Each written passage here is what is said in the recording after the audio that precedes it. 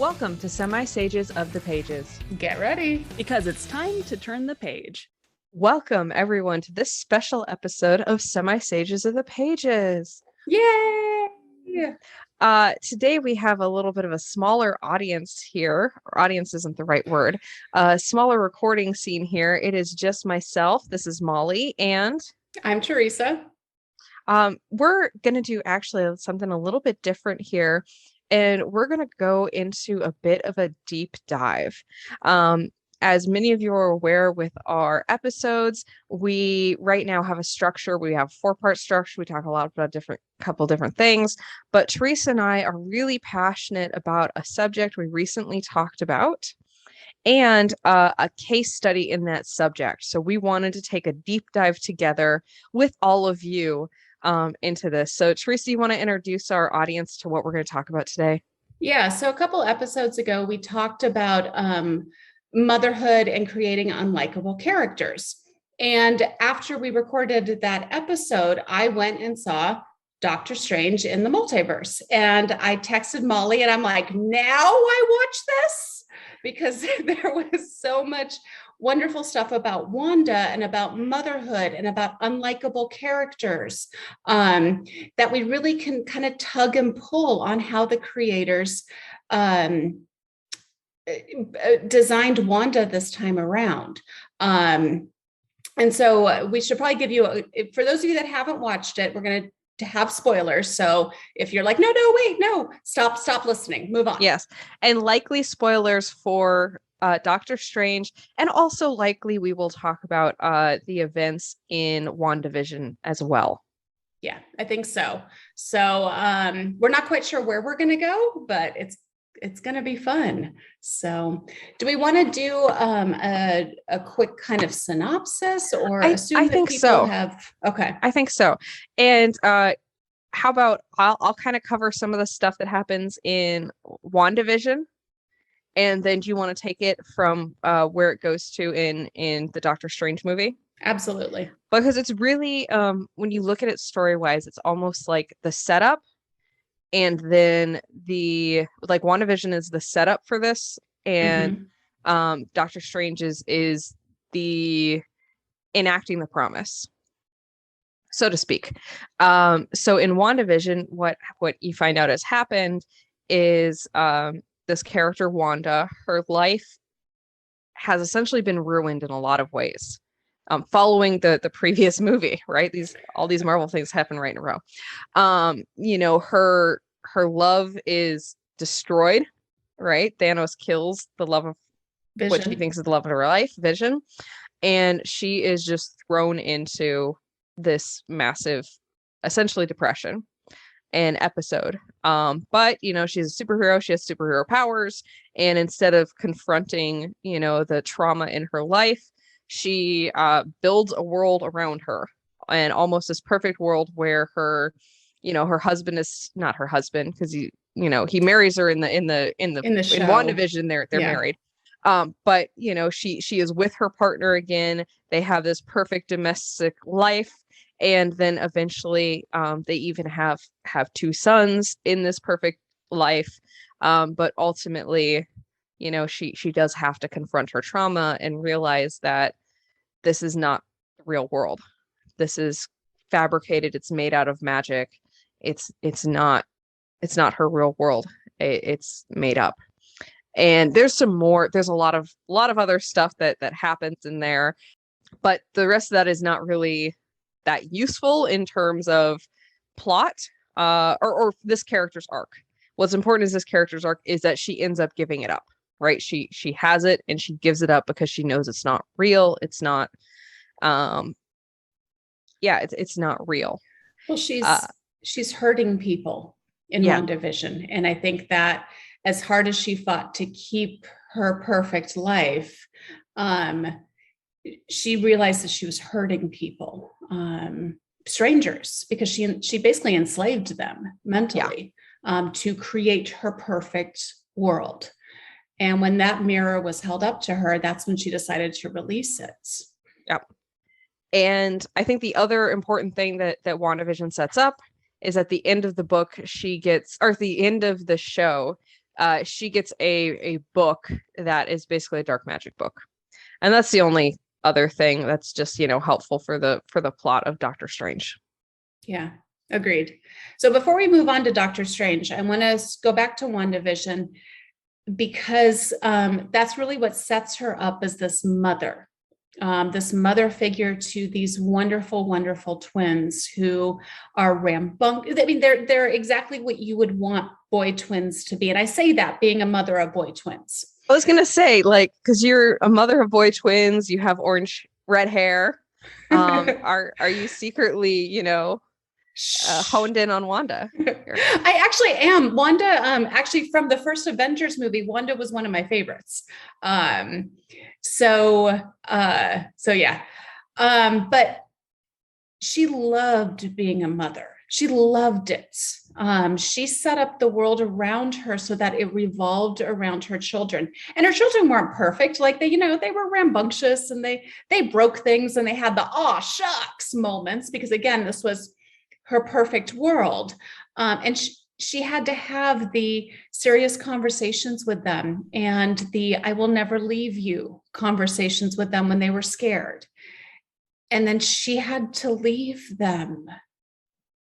She had to let that go. Because see, I'm tearing up as a mother. I'm tearing up at that idea of you have your children and you love them and they are real to you and you have to essentially kill them. That's what she had to do. And that did not help her depressive cycle at all. Yeah. It's Wanda is a character who repeatedly, as we see her, has to deal with a lot of trauma. Mm-hmm. When you're first introduced to her, and we're talking strictly here about the movie version of Wanda or the Wanda in the cinematic MCU universe. That's what we're talking about. We're not getting into comic books or that right now. Right. But in this iteration of Wanda, she's a character who has to deal repeatedly with trauma. The trauma of what her and her brother experienced to get powers, right? That's all trauma inducing. Her brother being killed, big trauma. She betrays, she starts out as an antagonist when she's first introduced and then has to make the switch to hero.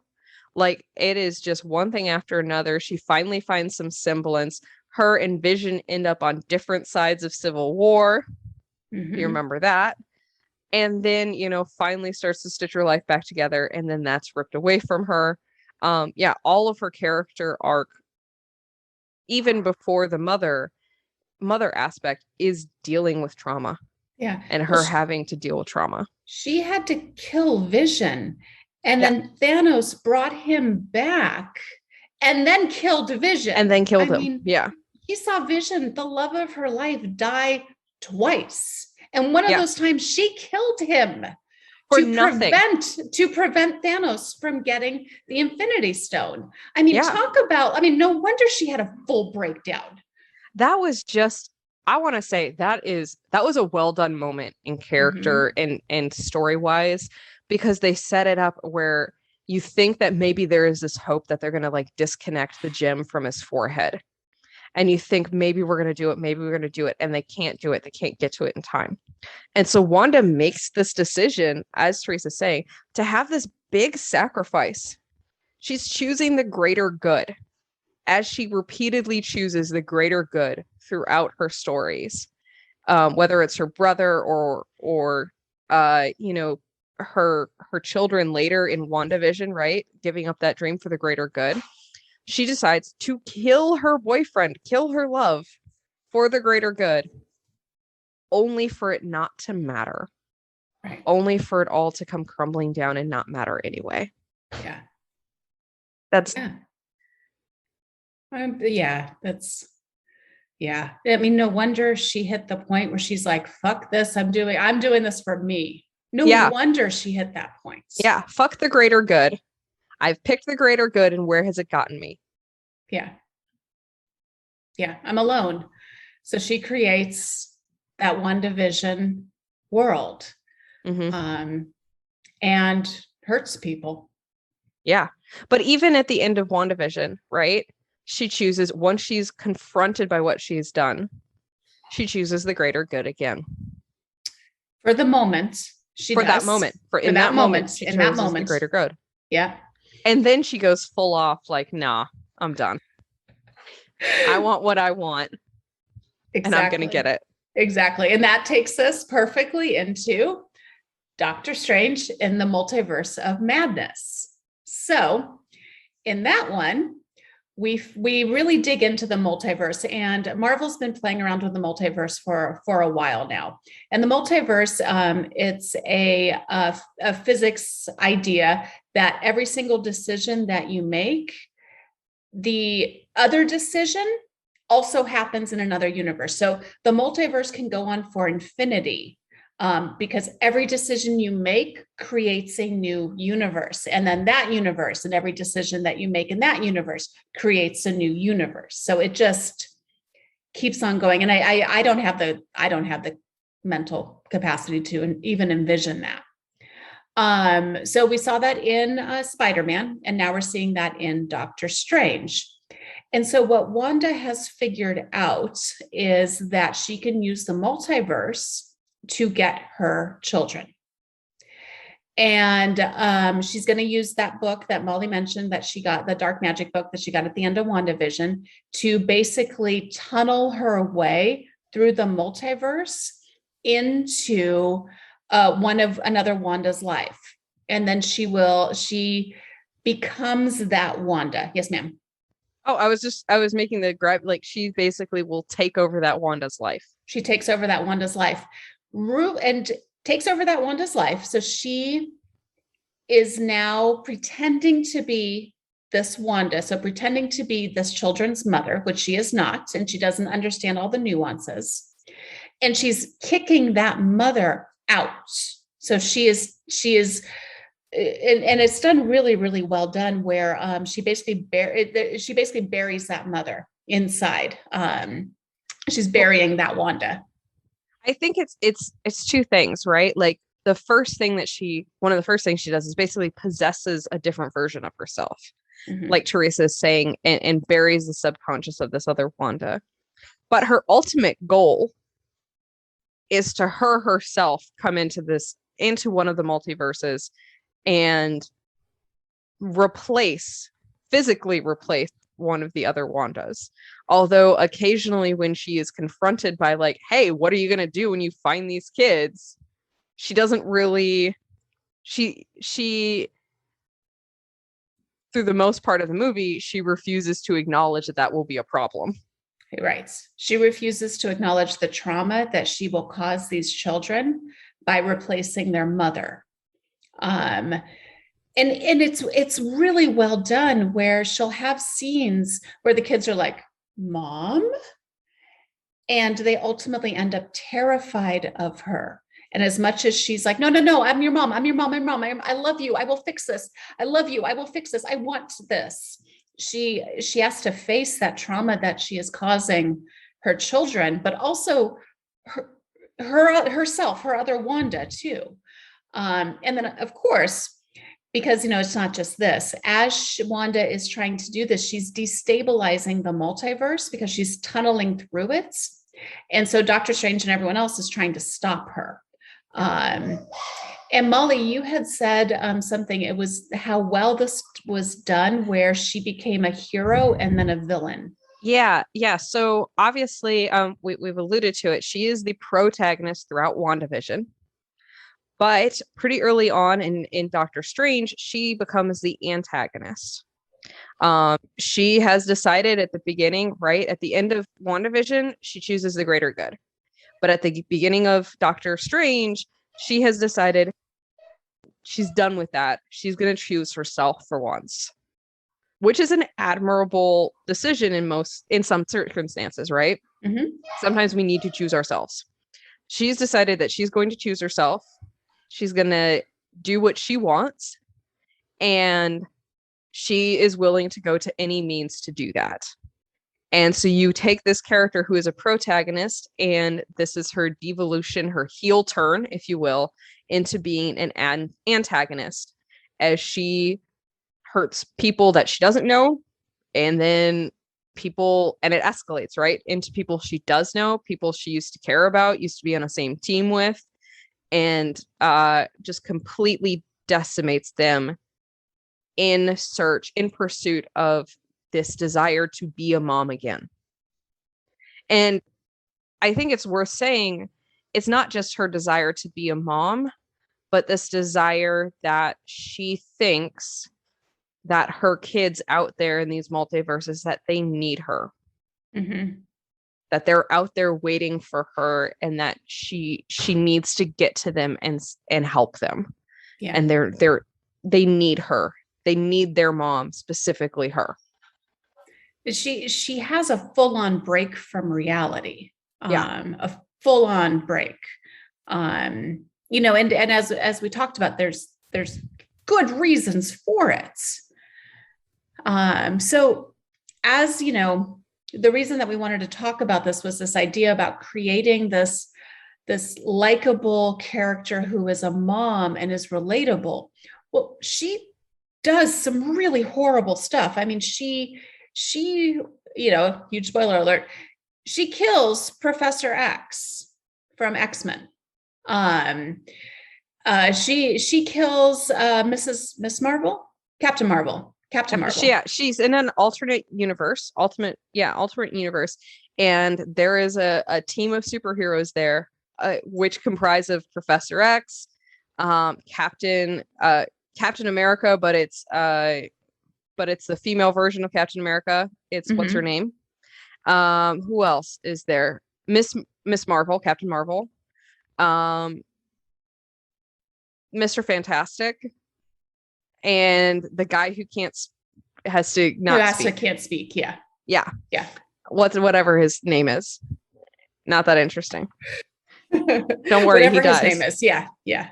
Wanda kills him. Yeah. She just blows through them, just rips them apart.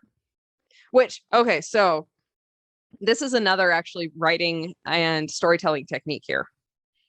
Because as soon as those characters were introduced, if you are a writer, you are a storyteller, you know kind of right away that, these are cannon fodder.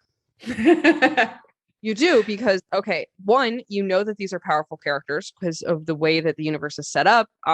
Your background knowledge, you know that they're powerful. You know, we don't have a connection to any of these characters because they're not in our own world. So there's no real long-term story ramifications for killing them off. But when you do kill them off, you raise the stakes and the tension. So by killing them off, you prove to your consumers, your media consumers, that, look at how bad this character is, look at how scary she is, look at how powerful she is. She can kill this whole superhero team in 10 minutes, Well, so that's a really interesting technique that they used here. And it's actually pretty common in storytelling to kill off a character who is not actually an important character. Yeah, except how they twisted this around was that you had Professor X and you had Agent Carter, Peggy Carter. Yeah. Which if you're a Marvel fan, you're like, wait, I know them. Yep. And so that was enough of at least of a connection to where, like, when, Peggy dies as Captain America, you're like, oh, come on. And absolutely. The other thing too, that was so interesting about it, was the arrogance of these characters where they're, where Doctor Strange is like, hey, Wanda's coming. Come on, this is bad. And they're like, it's going to be fine. Yep. And it has, it's a story beat that we understand. Mm-hmm. You see it in monster movies, right? The authority figure not recognizing the threat, and then the authority figure gets harmed. It's in alien invasion movies, monster movies. It's all over the place. This is a fairly common storytelling trope, but it's there because it serves a purpose, and that's the purpose anyway. So we wanted to talk about moms and heel turns and unrelatable characters, but then we talked about something else too. But that's our charm. It's our charm. Yeah, it's our exactly. back to Wanda. So she kills all these people in a very zombie-like way. Yeah, that's Sam Raimi. So Yeah. the director is right, Sam Raimi, who directed The Evil Dead. He's directed multiple things, but The Evil Dead is one of the big things that he's directed. And so The Evil Dead is a big zombie film. It's a zombie franchise.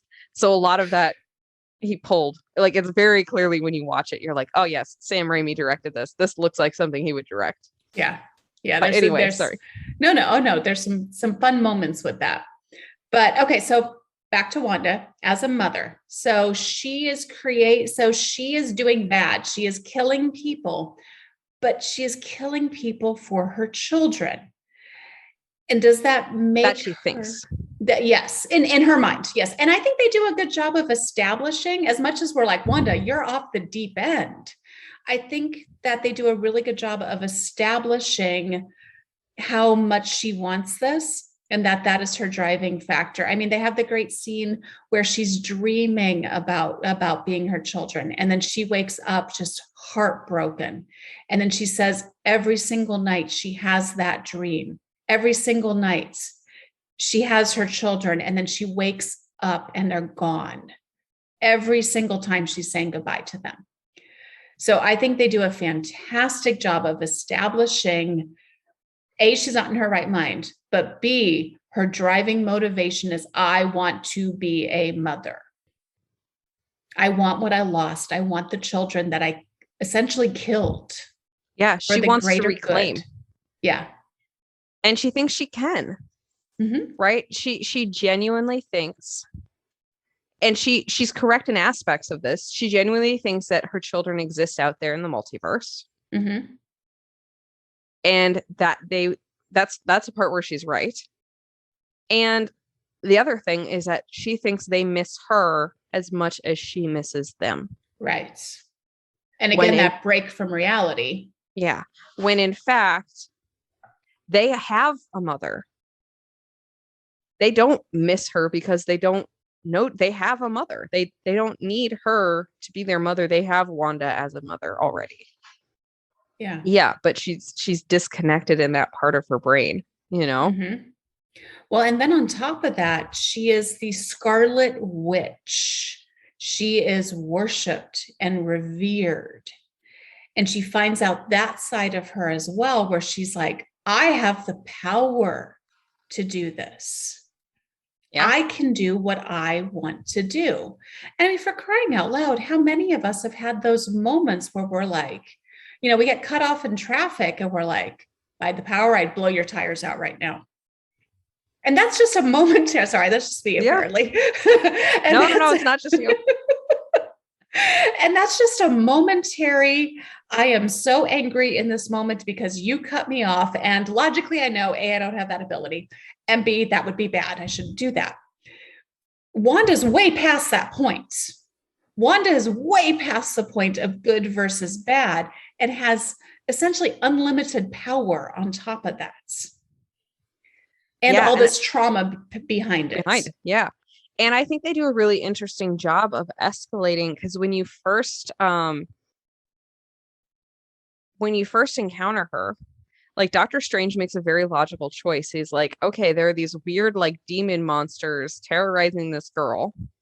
I know someone who might know about runes and demon monsters. I'll go talk to the Scarlet Witch. And he goes and he talks to her, and he finds out that, you know, she's essentially the bad guy here. But it's very interesting, and I think they do a really good job of escalating her as a character, because that first conversation is literally just a conversation. Mm-hmm. She does not attack him. She doesn't even really threaten him. She kind of threatens him. She does. But she's not violent. Mm-mm. She even talks about how, like, listen, I'm being restrained right now. What I'm doing is, like, the least of the things I could be doing. And when you hear that at first, you're like, okay, yeah, but no, it isn't. And then by the end of the movie, you're like, oh, she was true. She was right. That was her being restrained. Mm-hmm. And then she escalates, and she gives characters who she has a connection with she gives them outs. She doesn't automatically kill people. She like, well, I mean, obviously some of them she does, but there's a lot of cannon fodder. There's a lot of cannon fodder. A lot of cannon but fodder. there's an interesting progression, right? As she goes, she tries to like to get what she wants. You know, she would be perfectly happy in the beginning getting what she wants by not killing anybody. Yeah. And she does kind of try it that way. And then it, you know, she can't get what she wants, so she pushes further and further and further and further because she's not willing to give up on this dream, and she's willing to go as far and do whatever she can to achieve it, even if it means killing everybody in her wake. That's an interesting way you put that, because we've been really focusing on the mother side of it, but it's also a dream. It's I want this and I'm going to fight to get it. And how many times have we, and, you know, let's take this back to writing. How often have we said, you know, writing and becoming a professional writer is our dream, and you just got to keep pushing. You just got to keep going. You can't take no for an answer. And Wanda does not take no for an answer. Yeah. Usually her character and her story arc here is one of a protagonist. Mm-hmm. Right? They have a dream, and their dream is based on family, and they're going to pursue it at all costs. They're going to protect their family at all costs. Let me give you an example of what I mean here. Taken, right? It is a father whose daughter is taken, and he stops at nothing to get her back. And we watch him, Liam Neeson, right? Okay, spoilers for Taken.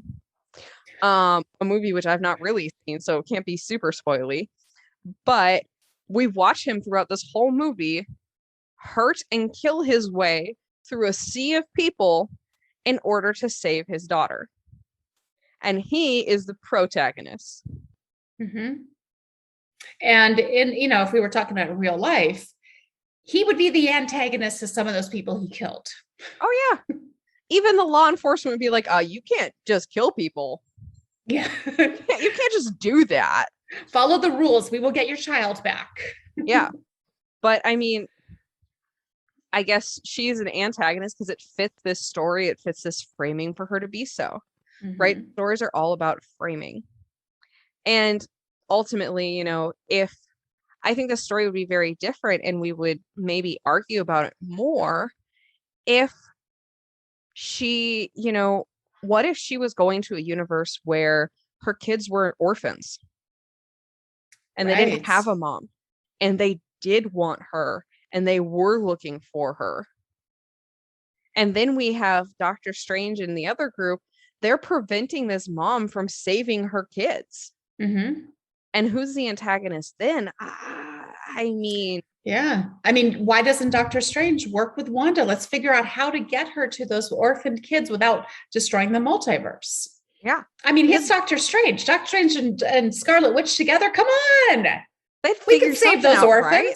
Yeah. Right? But they never even try. You know, finds out what's going on, shoots her down. But it's always interesting, I think, to examine the framing of a story that you're presented, because all stories are framed. All stories want you to feel like, more or less, that there's antagonists or protagonists, things like that. But when you think about the actions a character does, and Wanda does some terrible, terrible actions here. Yeah. But there are stories where a character is a protagonist and does just as many terrible actions. But because of their motives, because of the framing of the story, they're framed as the protagonist. They're framed as what they're doing is justified and right. Whereas for Wanda, we see in her framing is what she's doing is not justified. It's not right. She's trying to reclaim something that can't be reclaimed, and ultimately hurting people trying to do it, hurting everyone, including herself. She is hurting herself. She is, because she's losing herself. Yeah. You know, she's no longer Wanda. She's no longer that character that and everybody changes. And they really, as we've been talking about this, they did such a fantastic job over the years with Wanda. But she's not that character that I loved so much in the very first Avengers movie. She's morphed into the Scarlet Witch. She's no longer Wanda. Yeah. That's a good point. I wanna touch on her as a mother.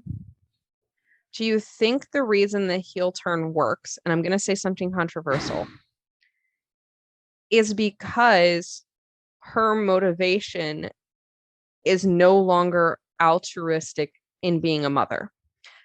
Let me tear that apart a little bit.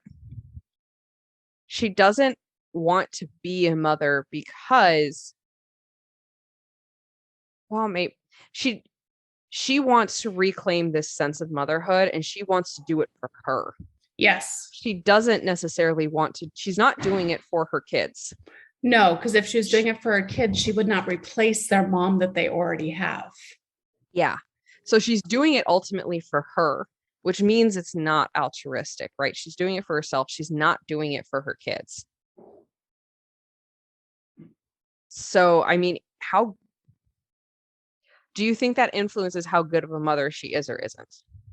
Oh God, how good of a mother. That's a loaded term. It is. It is a does that influence in her mind? No, because you're right. She is being selfish. She absolutely is. And this, we could go down some paths we probably shouldn't go down in this podcast about motherhood and choices to be a mother. And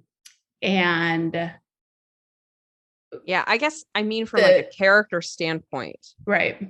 Yeah. I don't want to make judgments about like actual moms and actual people. Right. But like when you're trying to build relatability and you're trying to build compassion for people and you're trying to build whether someone is an antagonist or a protagonist, does it matter in that building that ultimately she's not doing it for her kids, she's doing it for herself?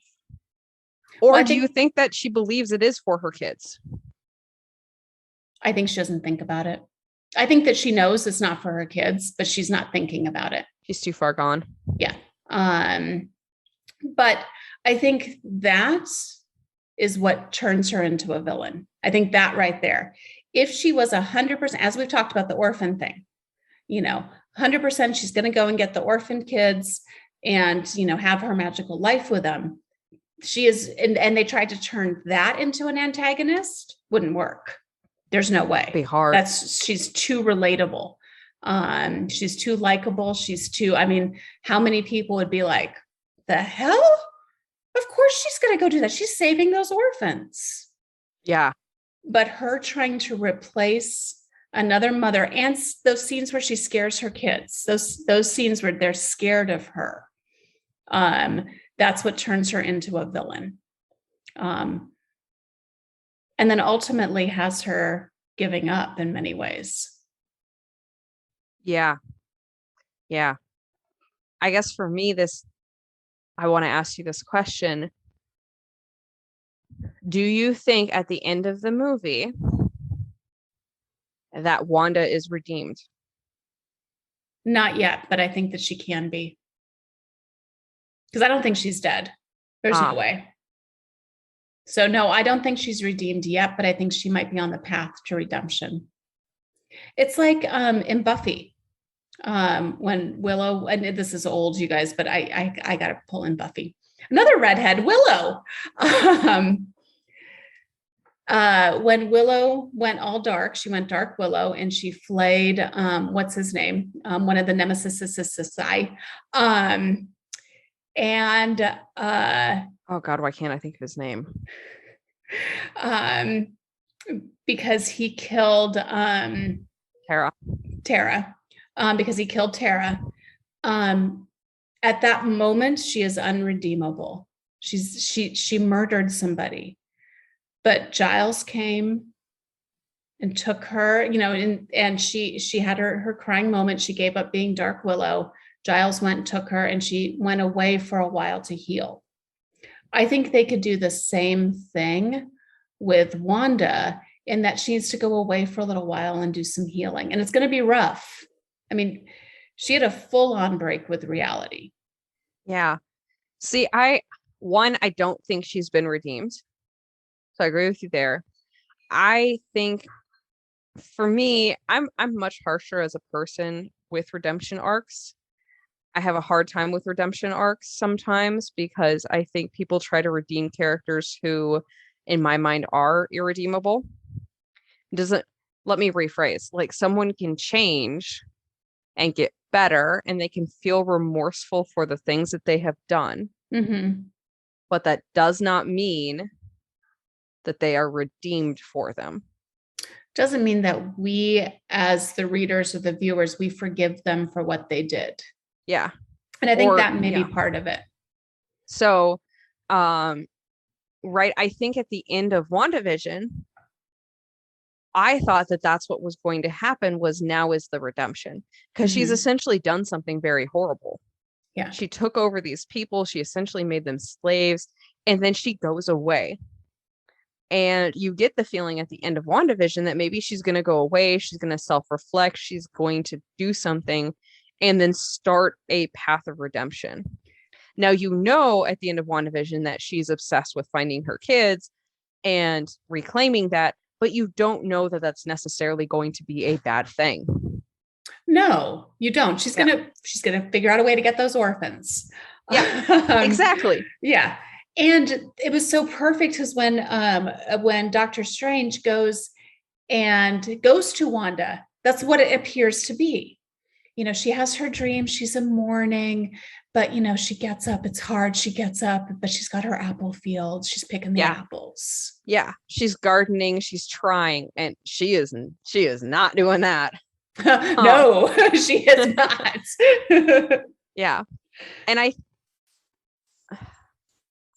I think at the end, right, she's done the double catastrophe. Mm-hmm. If you have the one, there's a path to redemption. But for me on this one, I don't know whether, like Marvel has done the smart thing and there's no body.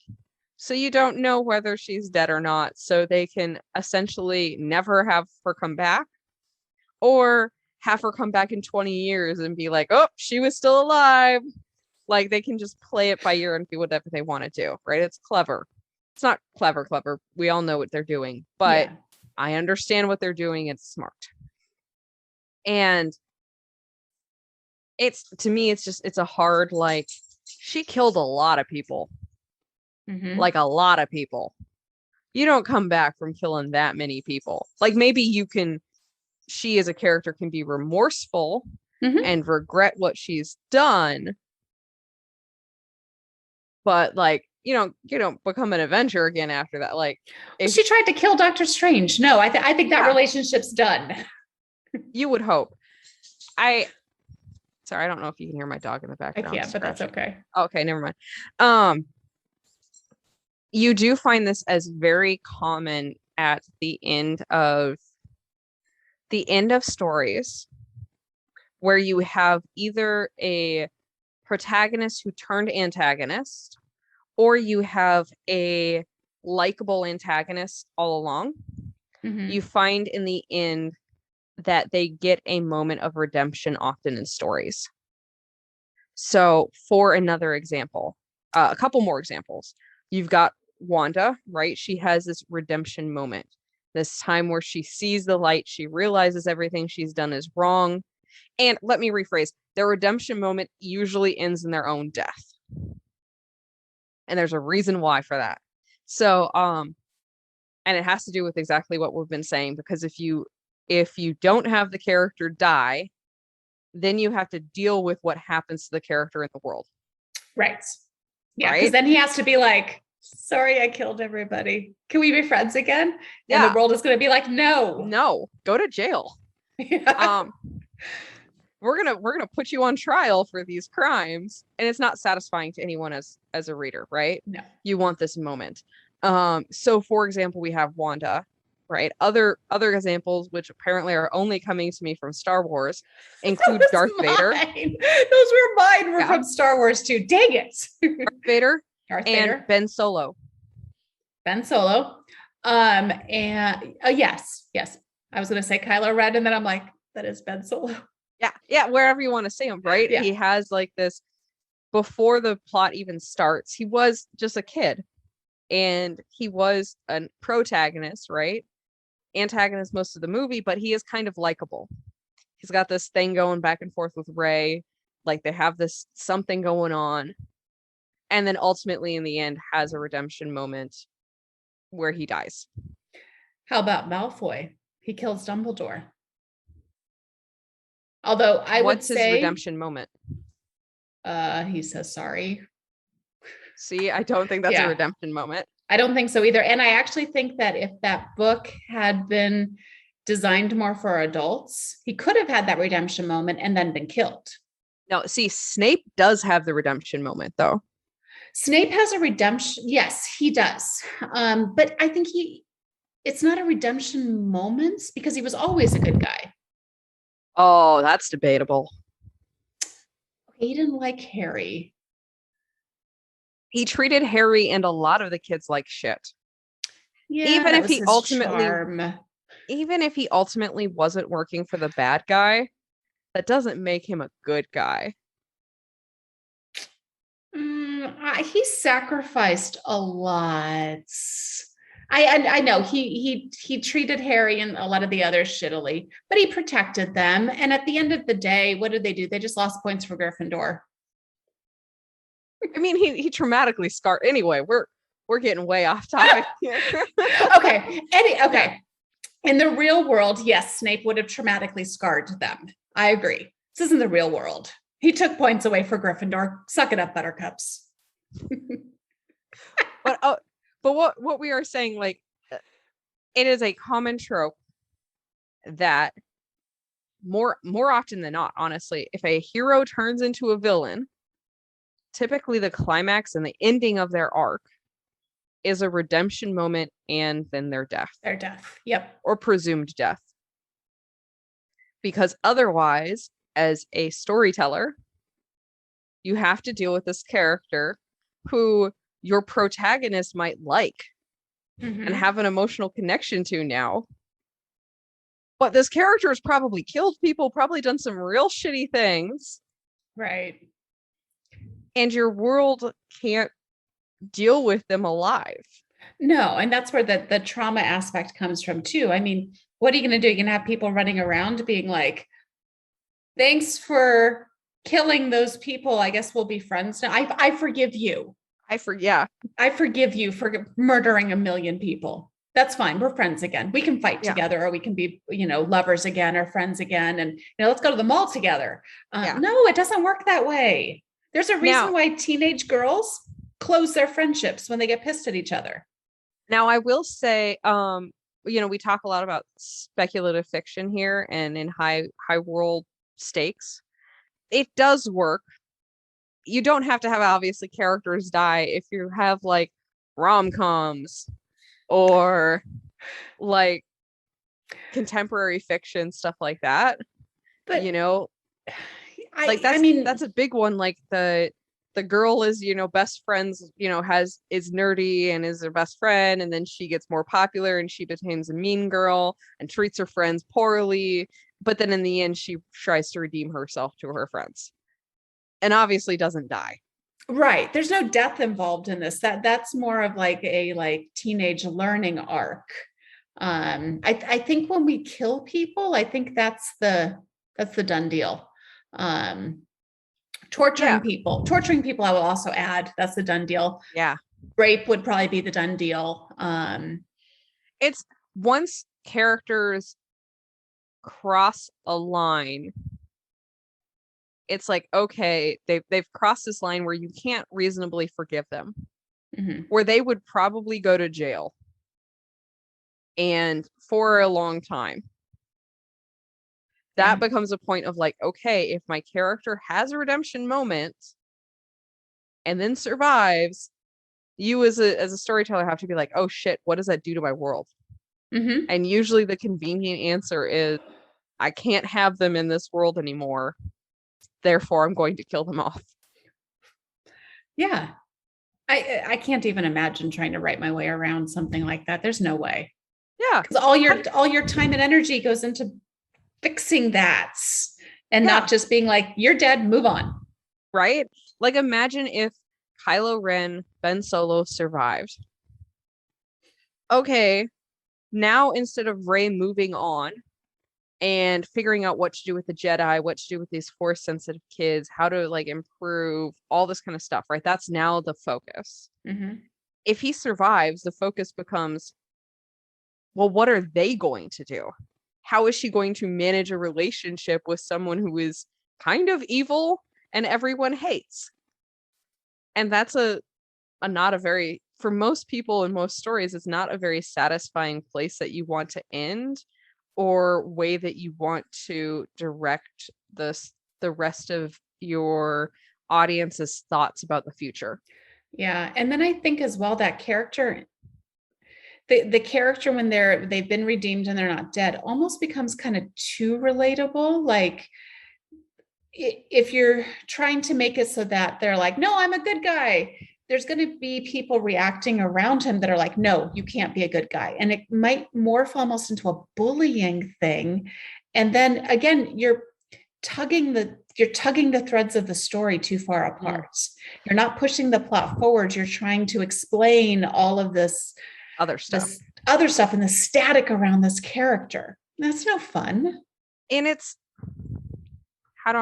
it's convenient. It's convenient for a lot of reasons because the character's arc is complete. Mm-hmm. And when other characters' arcs are complete, when a character's arc is complete, typically they do exit a story. Mm-hmm. But usually it's, maybe it's they live happily ever after. Right? Or they retire into the countryside. My dog's here. She's leaning over the monitor here. Right? They retire into the countryside. They sail off into the sunset. They do these things that, they exit a story.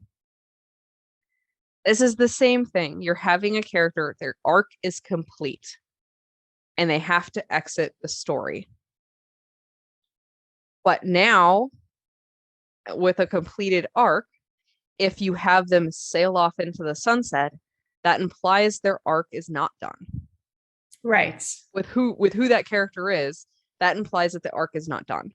And that there will be more because there has to be more because it doesn't make sense if there's not.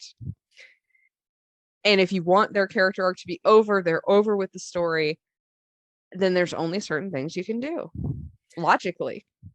So then Wanda, let's circle back to Wanda, did not have her redemption arc, but is her arc complete? Yeah, I think her arc's complete. I think so too. So, I mean, Marvel may bring her back, but I agree. As much as I love this character and I would kind of love to see next chapter, I think for the purposes of the Avengers and the Marvel universe, it's done. Yeah. She had a moment she had the heel flip followed by a moment of self-reflection, right? Where she saw herself and realized all the evil and all the horrible things she's done. And brought herself down. Mm-hmm. And I think if they bring back Wanda, I'll eat my own words here. If they were to bring back Wanda, I think it'd be much more plausible that they bring back a different universe's version of Wanda. Oh, I can see that. They left that very open. Mm-hmm. Or you wait until a lot of time has passed. Right? Like almost like a Luke is a hermit on another planet. Right? Dumb writing decision. Sorry. That's another podcast. But there's like conceivable ways that you could make it work if you have enough time pass and enough. There is. Yeah. For the viewers and the readers to not be as emotionally attached to the things that she did. Yeah. Then you can bring her back. I agree. I don't know that you would want to, but I'm not a comic book character creator. Like they do, it's worth pointing out that in comic books, part of the appeal in some ways is the ridiculous, is the fact that there is time travel sometimes, people come back from the dead and characters die and then come back, or it's their multiverse aspect comes back, or oh yeah, all sorts of things. And there is the appeal in that. So is she going to be dead forever? Unlikely. They're never dead forever. How many reboots of Spider-Man have we seen? But this version of Wanda, her character arc is complete. Like, for example, Captain America, Iron Man, their character arcs are complete. And they have exited the story. Yes. Agreed. All right. Shall we exit the podcast? I think so. I did want to say one more thing. So hopefully this has been an interesting deep dive onto this character study, both in terms of moms and heel turns. Before we started this podcast, one thing that we kind of talked about is, Theresa and I were like, oh, surely this, WandaVision and Doctor Strange are very popular. Lots of people have done internet videos about different aspects of these characters and these movies and TV shows and everything. Surely someone has already gone and looked at this. Someone already has a discussion about who Wanda is as a character, as a mom, and her heel turn. I did a quick Google search on YouTube. I actually don't find anything. Really? Yeah. Like I tried a couple different things. I tried, like Wanda as a mom. I tried Wanda's heel turn. I tried a couple other things, and I find some clip compilations, but not like an analysis of this, which I think is worth analyzing. So hopefully you all enjoyed this and enjoyed some interesting content on this very popular character, very popular series. Well, and okay, so I'm going to say one more thing, because I just tried to look up I just typed in Wanda as a mom, and it says, it's giving me a bunch of images, and it's all Wanda like crying and being sad and emotional. Yeah, being emotional is a part of motherhood. That's not the only part of it. So that's interesting, internet. We'll have a whole, we won't, but potentially, if you want to see us do this, let us know and maybe we will. A whole deep dive into the potential sexism that we're skirting around here on these themes, these topics, and this character, and why every picture of her as a mom is her crying. Right? Yeah. Well, this might be like, wouldn't this be fun if we did this kind of more frequently, these deep dives into like different parts of pop culture? It might be. And if only you could also participate in them. Could be. Something's on its way. Hopefully. We'll see. No promises. With that, Theresa, where can people find us if they liked what we're doing, they want to find out more? So you can always go to our website, sumsagesthepages.com. We've got a Facebook, we've got a Twitter, but our best place to find us is on our Discord channel. That's where we hang out. Actually, I would love to have more conversations about this. I'd love to do deeper dives. So please, head over to the Discord channel and start the conversation there. It'd be fun. And if you liked this topic, you want us to do more like this, go ahead and make sure to give us a 5-star review. Give us a like, a thumbs up, whatever platform you're using, whatever positive vibes you can throw our way. That lets us know that, hey, we should do this more, and helps people find our podcast, makes us excited. Thank you, everyone, for listening. And I love you. All right. I think that's a wrap.